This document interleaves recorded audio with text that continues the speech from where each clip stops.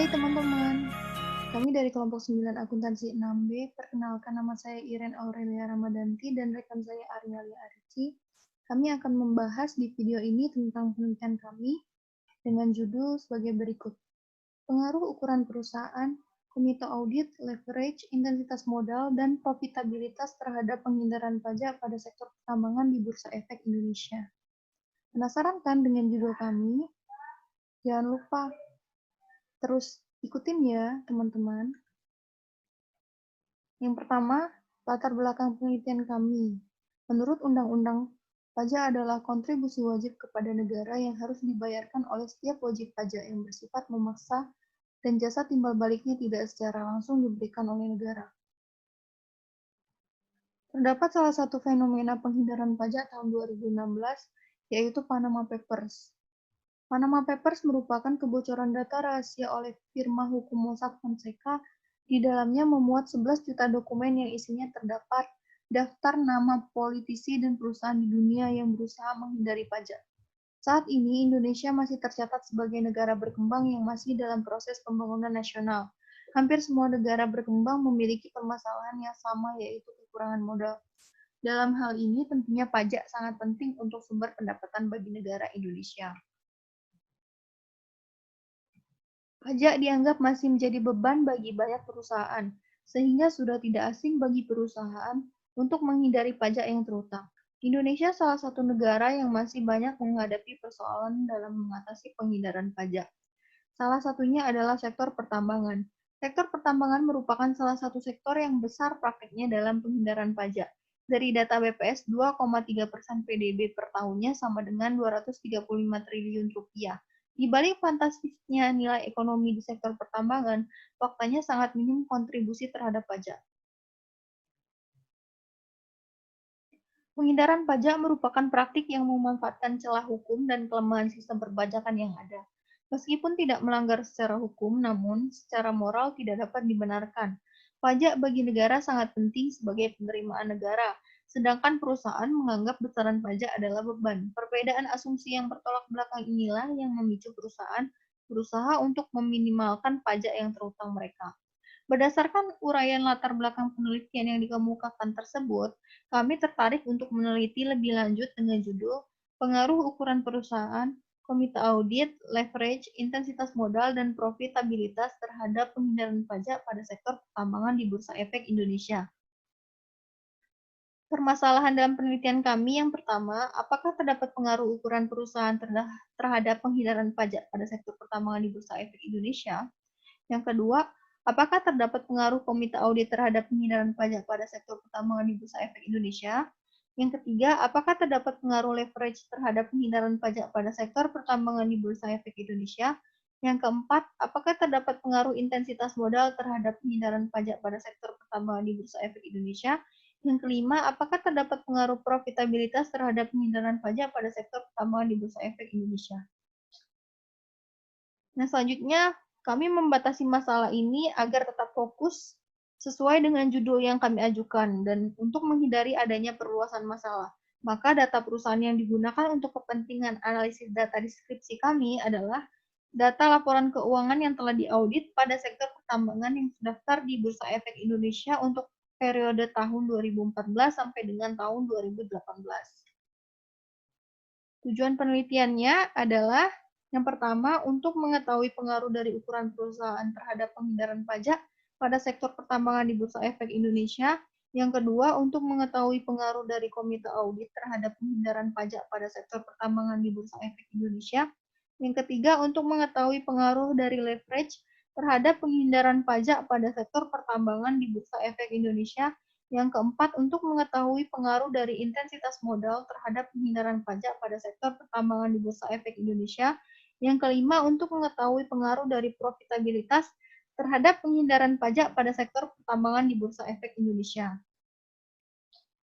Manfaat penelitian ini bagi penulis digunakan sebagai sarana untuk mengaplikasikan ilmu-ilmu yang telah dipelajari selama mengikuti perkuliahan di Universitas Widya Dharma Pontianak, serta untuk menambah wawasan dan informasi yang terkait dengan ukuran perusahaan, komite audit, leverage, intensitas modal, dan profitabilitas dan implementasi dari faktor-faktor yang dapat berpengaruh terhadap penghindaran pajak. Bagi pembaca, penelitian ini diharapkan mampu memberikan wawasan kepada pembaca tentang pengaruh ukuran perusahaan, komite audit, leverage, intensitas modal, dan profitabilitas terhadap penghindaran pajak, serta dapat digunakan sebagai bahan referensi bagi peneliti selanjutnya untuk mendalami lebih lanjut tentang penghindaran pajak di perusahaan. Nah, selanjutnya kerangka pemikiran yang pertama tentang teori keagenan atau agency teori menurut Jensen dan McCring tahun 1976. Teori agensi adalah kontrak antara pemegang saham atau prinsipal yang mempekerjakan orang lain atau agen untuk melakukan layanan jasa dan memberikan wewenang dalam pengambilan keputusan. Teori agensi menyatakan adanya ketidakseimbangan kepentingan antara manajer sebagai agen dan pemegang saham sebagai prinsipal karena manajer lebih banyak mengetahui informasi internal dan kepedulian yang lebih dibandingkan dengan pemilik saham dan pemangku kepentingan lainnya. Dalam perusahaan, manajer yang bertindak dalam hal pengambilan keputusan. Manajer secara umum bertanggung jawab dalam memaksimalkan keuntungan. Bagi para pemilik saham, namun di sisi lain, manajer juga memiliki keperluan dan kepentingan untuk mengoptimalkan kemakmuran hidup mereka. Hal ini dapat memicu timbulnya konflik yang disebabkan oleh perbedaan kepentingan di mana masing-masing pihak mempunyai tujuan yang sama, yaitu berusaha untuk tingkat kemakmuran yang dikehendaki. Sehingga terdapat kemungkinan besar pihak agen tidak selalu bertindak sesuai dengan kepentingan prinsipal. Yang selanjutnya, pajak. Definisi pajak dalam Undang-Undang Nomor 28 Tahun 2007, perubahan ketiga tentang ketentuan umum dan tata cara perpajakan pada pasal 1 ayat 1 berbunyi, pajak adalah kontribusi wajib kepada negara yang terutang oleh orang pribadi atau badan yang bersifat memaksa berdasarkan undang-undang, dengan tidak mendapatkan imbalan secara langsung dan digunakan untuk keperluan negara bagi sebesar-besarnya kemakmuran rakyat. Menurut Supramono dan Damayanti di bukunya tahun 2010 di halaman 2, pajak merupakan iuran wajib yang harus dibayarkan rakyat kepada pemerintah yang bersifat memaksa dan dilaksanakan berdasarkan pelaksanaan peraturan perundang-undangan. Pajak dapat ditunjukkan dan dapat digunakan untuk membiayai pengeluaran negara, dan dalam pembayaran pajak tidak ada jasa timbal balik atau kontra prestasi secara langsung oleh pemerintah. Yang selanjutnya, penghindaran pajak menurut Puspita dan Harto tahun 2014, penghindaran pajak dapat didefinisikan sebagai segala upaya yang dilakukan perusahaan untuk mengurangi beban pajaknya. Penghindaran pajak adalah salah satu cara bagi pengelola perusahaan untuk menghindari atau mengurangi beban pajak terutang kepada pemerintah demi keuntungan pribadi atau kelompok tertentu. Menurut Fauzan, Wardan, dan Nurhajanti 2019, penghindaran pajak adalah salah satu tindakan secara hukum tidak melanggar peraturan perpajakan, yang bertujuan untuk menghindari pajak dan dianggap sebagai masalah yang kompleks dan unik karena di satu sisi diperbolehkan, tetapi di sisi lain tidak diinginkan. Sedangkan menurut Kurniasi dan Sari tahun 2013, penghindaran pajak adalah upaya pelaksanaan efisiensi yang dilakukan perusahaan untuk mengurangi atau meminimalkan pajak secara legal yang tidak melanggar undang-undang, dengan cara memanfaatkan celah dan ketidaksempurnaan undang-undang perpajakan. Jadi, penghindaran perpajakan dilakukan beberapa perusahaan dikarenakan pajak masih dianggap sebagai salah satu beban yang dapat mengurangi nilai laba perusahaan. Sehingga perusahaan tersebut pasti akan berupaya dan membuat skema untuk meminimalisasi besaran pajak terutang dan nantinya laba perusahaan meningkat dan pengembalian kepada pemegang saham meningkat. Yang selanjutnya, ukuran perusahaan menurut Susanti tahun 2018.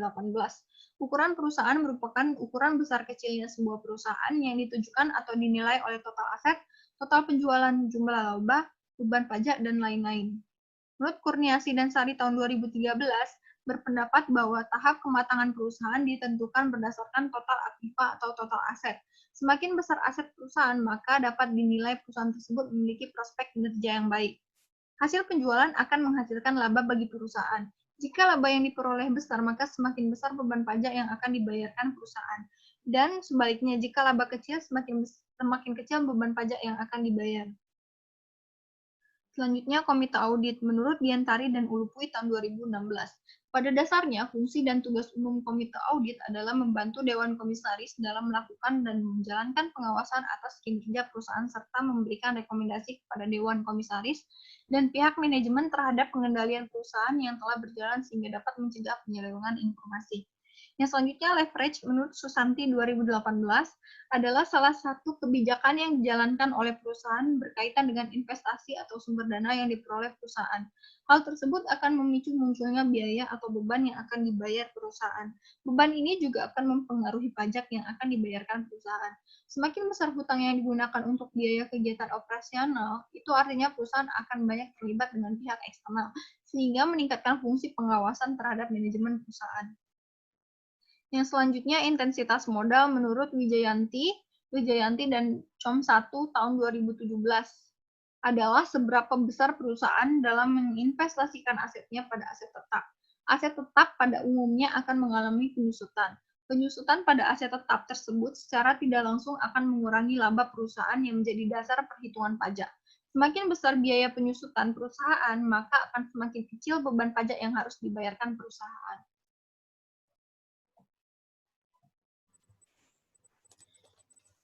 Baiklah, saya akan melanjutkan presentasi dari teman saya Iren, yaitu kerangka pemikiran. Profitabilitas. Menurut Maharani dan Suwardana pada tahun 2014, profitabilitas adalah alat ukur yang digunakan untuk mengukur kinerja suatu perusahaan yang menggambarkan kemampuan dalam menghasilkan laba. Semakin besar hutang yang digunakan untuk biaya kegiatan operasional perusahaan, itu artinya perusahaan akan banyak terlibat dengan pihak eksternal, sehingga meningkatkan fungsi pengawasan terhadap manajemen perusahaan. Selanjutnya, menurut Kurniasi dan Sari pada tahun 2013, salah satu rasio untuk mengukur profitabilitas adalah menggunakan rasio Return on Asset atau ROA. ROA menjadi dasar yang dapat mencerminkan kinerja keuangan perusahaan. Semakin tinggi nilai ROA, maka dapat dikatakan kinerja perusahaan tersebut bagus. Semakin besar ROA, laba yang diperoleh perusahaan juga semakin besar. Teori agensi akan memicu para agen untuk meningkatkan laba perusahaan. Ketika laba besar, maka pajak juga akan semakin besar. Hal ini akan memicu perusahaan untuk melakukan penghindaran pajak. Jadi, semakin tinggi ROA, maka tingkat penghindaran pajak juga akan semakin besar. Berikut model dari penelitian kami, yaitu X1-nya ukuran perusahaan, X2-nya komite audit, X3-nya leverage, X4-nya intensitas modal, dan X5-nya profitabilitas yang berpengaruh terhadap penghindaran pajak.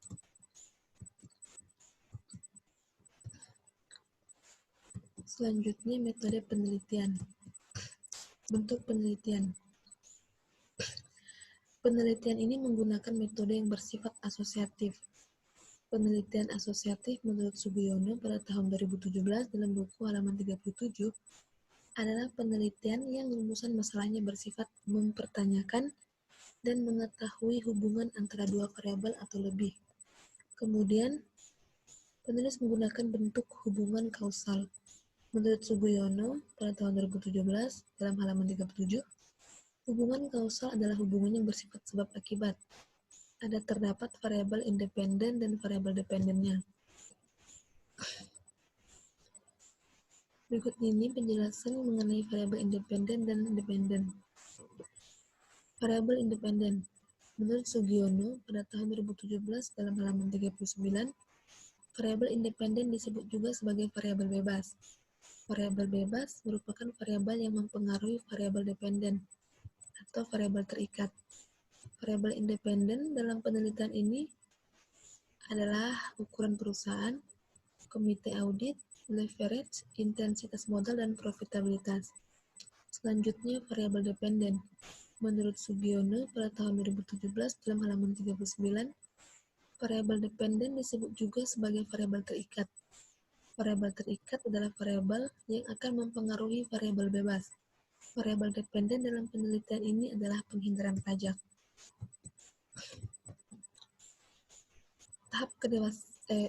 Ukuran perusahaan. Tahap kedewasaan suatu perusahaan ditentukan berdasarkan total aset, di mana semakin besar total aset, maka dapat menunjukkan bahwa perusahaan memiliki prospek yang baik dalam periode yang relatif lama. Untuk mengukur ukuran perusahaan, kami menggunakan rumus yaitu ukuran perusahaan sama dengan LN dibagi total aset. Selanjutnya, Komite Audit. Menurut Wijayanti Kom 1 pada tahun 2017, semakin banyak jumlah komite audit, maka penghindaran pajak akan semakin rendah, dan sebaliknya. Jika jumlah komite audit lebih sedikit, kemungkinan untuk melakukan penghindaran pajak lebih tinggi. Komite audit dapat diukur dengan rumus, koma sama dengan E, komite audit. Selanjutnya leverage. Menurut Faujan, Wardan dan Nurhajanti pada tahun 2019, leverage adalah rasio yang mengukur kemampuan hutang, baik hutang jangka panjang maupun jangka pendek, untuk membiayai aktivitas perusahaan. Sesuai dengan penelitian Lanis dan Rickardson pada tahun 2012, leverage dapat diukur dengan total debt to asset ratio atau DAR dengan rumus sebagai berikut, yaitu DAR sama dengan total hutang dibagi dengan total aset. Selanjutnya, intensitas modal. Menurut Wijayanti Kom 1 pada tahun 2017, intensitas modal adalah seberapa besar perusahaan dalam menginvestasikan asetnya pada aset tetap. Aset tetap pada umumnya akan mengalami penyusutan. Penyusutan pada aset tetap tersebut secara tidak langsung akan mengurangi laba perusahaan yang menjadi dasar perhitungan pajak. Dalam penelitian ini, menggunakan rasio intensitas aset tetap. Rasio intensitas aset tetap adalah perbandingan total aset tetap dibagi dengan total aset. Rumusnya dapat dilihat di bawah ini, yaitu rasio intensitas modal sama dengan total aset tetap dibagi dengan total aset. Selanjutnya, profitabilitas. Menurut Kurniasi dan Sari pada tahun 2013, Return on Asset atau ROA adalah perbandingan antara laba bersih dibagi dengan total aset. ROA digunakan sebagai alat ukur untuk menggambarkan kemampuan perusahaan dalam menghasilkan laba diukur dengan rumus sebagai berikut, yaitu ROA sama dengan laba bersih setelah pajak atau PAT dibagi total aset. Penghindaran pajak. Menurut Kurniasi dan Sari pada tahun 2013, penghindaran pajak adalah upaya pelaksanaan efisiensi yang dilakukan perusahaan untuk mengurangi atau meminimalkan pajak secara legal dan tidak melanggar undang-undang dengan cara memanfaatkan celah dan ketidaksempurnaan undang-undang perpajakan. Penelitian ini mengukur penghindaran pajak dengan menggunakan model Cash Effective Tax Rates. Diharapkan dapat menghitung keagresifan perencanaan pajak perusahaan dengan menggunakan rumus sebagai berikut. CETR sama dengan pembayaran pajak dibagi laba sebelum pajak. Selanjutnya, metode pengumpulan, pengolahan, dan penyajian data. Sumber data dari penelitian kami adalah data sekunder yang berupa laporan tahunan dan laporan keuangan pada perusahaan sektor pertambangan yang terdaftar di Bursa Efek Indonesia untuk tahun 2014 sampai dengan 2018 yang diakses dari www.idx.com. Kemudian teknik pengumpulan data. Teknik pengumpulan datanya menggunakan metode dokumentasi dengan data sekunder. Selanjutnya, populasi dan sampel. Populasi dalam penelitian kami ini adalah perusahaan sektor pertambangan yang terdaftar di Bursa Efek Indonesia. Penelitian ini juga menggunakan sampel perusahaan pertambangan dengan metode purposive sampling. Selanjutnya, teknik analisis data. Yang pertama, statistik deskriptif. Statistik deskriptif digunakan untuk memberikan deskripsi suatu data yang dilihat dari rata-rata atau mean standar deviasi atau standard deviation, dan maksimum minimum. Yang kedua itu uji asumsi klasik, menggunakan uji normalitas, uji multikolonialitas, uji autokorelasi, dan uji heteroskedasisitas. Selanjutnya, analisis regresi linear berganda dengan model sebagai berikut, yaitu Y sama dengan alfa ditambah beta 1 ukuran perusahaan, ditambah beta 2 komite audit, ditambah beta 3 leverage, ditambah beta 4 intensitas modal, ditambah beta 5 profitabilitas, ditambah standar error. Selanjutnya, uji hipotesis yang digunakan, yaitu uji koefisien determinasi R2 atau R pangkat 2, kemudian uji T parsial, dan uji F simultan. Baik, sekian presentasi dari saya dengan Iren. Semoga presentasi video kami dapat bermanfaat bagi teman-teman sekalian.